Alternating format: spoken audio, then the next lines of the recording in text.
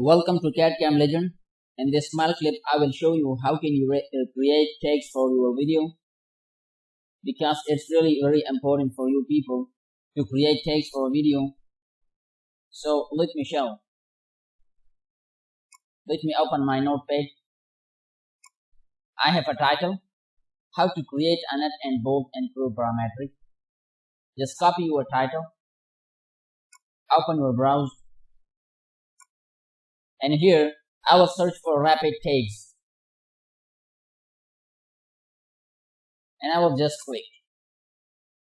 See, such kind of interface will pop up with you people. Come here and just paste your title over here. Now I will search. See, so automatically the rapid text generator creates the text for you people. And if you don't want to have any of the portion of this, you can just click on that and exclude, like this, and anything you can exclude from here.